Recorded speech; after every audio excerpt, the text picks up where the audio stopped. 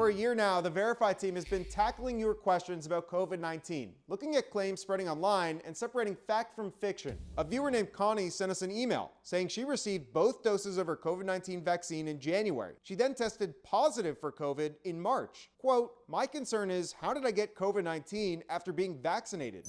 Let's verify. Our sources are a trio of medical experts: Dr. Diane Griffin and Dr. William Moss from Johns Hopkins Bloomberg School of Public Health, and Dr. Bruce Walker, director of the Reagan Institute in Massachusetts. Our experts say that there's a pretty simple explanation here. These vaccines are not 100% protective. I think that's the bottom line. They're not 100% protective.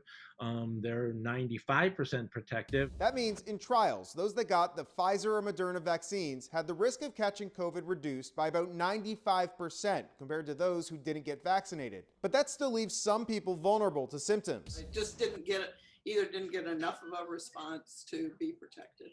So essentially, our viewer was just unlucky here, part of a small minority of people that were not as protected from the vaccine.